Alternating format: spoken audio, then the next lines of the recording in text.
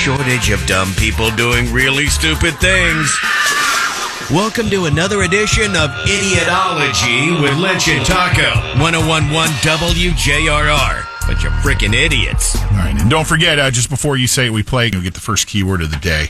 Try to win yourself $1,000 and rock the bank. On the subject of You Say It, We Played, voting's still open for about 15 more minutes, Taco. Yes, you're voting on which Bush song you want us to play at 9. Your choices are The Chemicals Between Us, Swallowed, or Greedy Fly.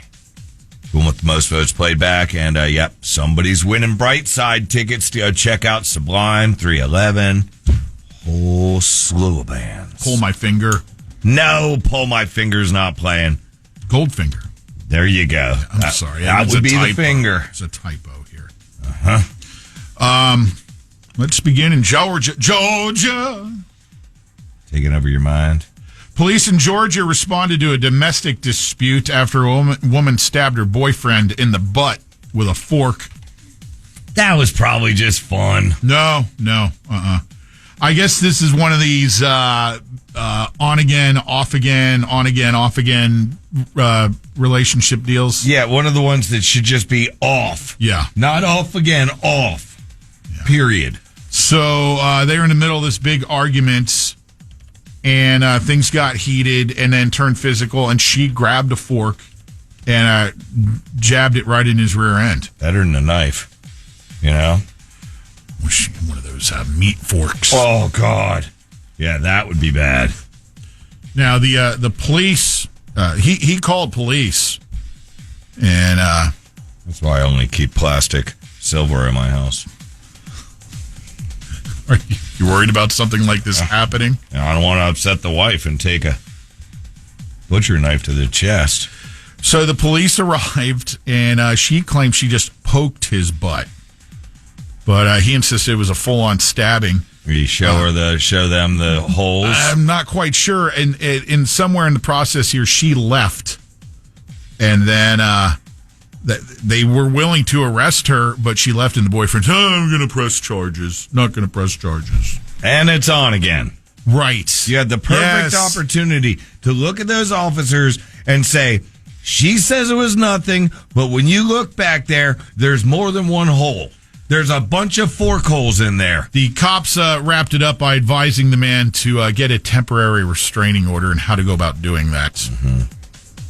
Sorry, we live together. You see it, though. You see it happen over and over. And you have friends that are involved, and we've talked about it, or you've been involved in it. It is one of these things that you just look at and go, how can they not see this is But so you've done bad. it. I know. I've done it, too. It's, God. I remember the story that I'll never forget, the description, because I was a kid when my mom told me. She worked at the Winter Park Hospital for about 50 years. And when she was working in the ER, somebody walked in and goes, oh, my God, Barbara, you could you go up front? I can't handle this one. And my mom, being a mother of 5 kids, is like, I can handle anything. And she walked out there, and it was 2 brothers fighting. And one of them threw a fork across the room, and it was stuck in the brother's, in his head and skull, his forehead. And that's forked up. Yeah, it was. Yeah. And my mom walked out there, and she told us as kids I was scarred for life. Not as scarred as that guy, but still. They ended up just grabbing it, look, and having to go like this. Ugh. Yeah. Whew. We've got a headline of the week contender here, I believe. All right, hold on. Although it is... I'll write it down. What? I'm not sure this headline is crafted properly, but nonetheless, like the words aren't in the right order? I'll read it. You'll see what my issue is with this, the way it reads. You do realize I'm going to probably let it fly either way because we haven't had a headline of the week in about 3 weeks. You ready? Yes. Felon who eluded cops after swinging sword, huffing nitrous found in porta-potty. Okay, they should have worded that better. Felon who was huffing nitrous. Try it like that. See, he had basically some felon who was swinging a sword and had been huffing nitrous, eluded police, and then was found in a porta-potty.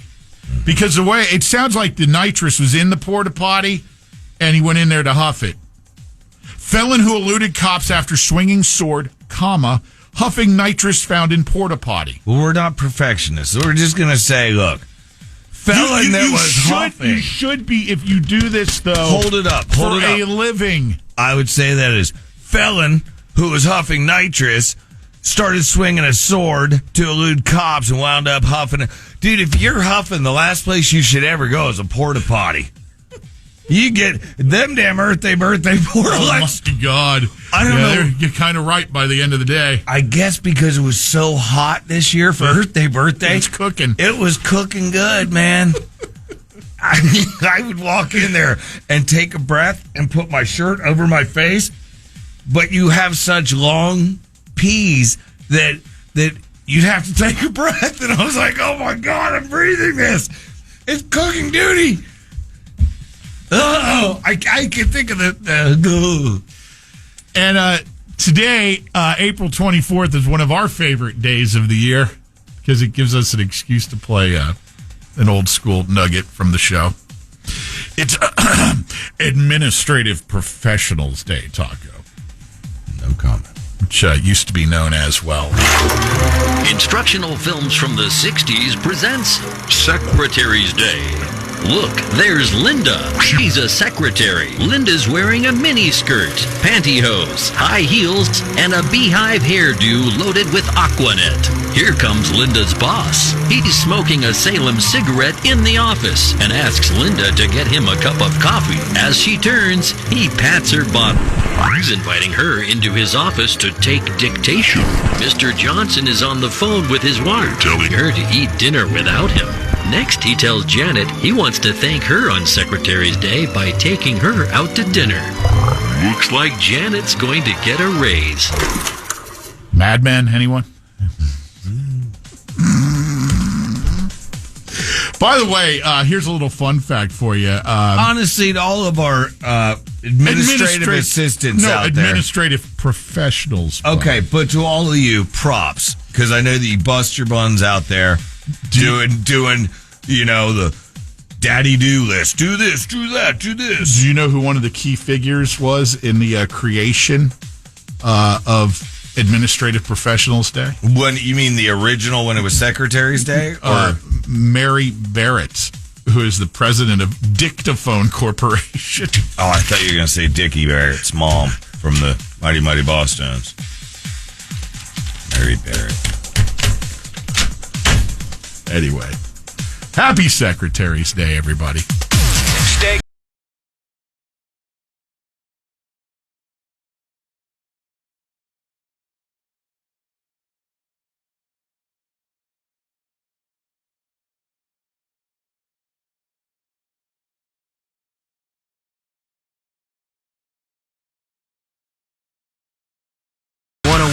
WJRR, Orlando's rock station.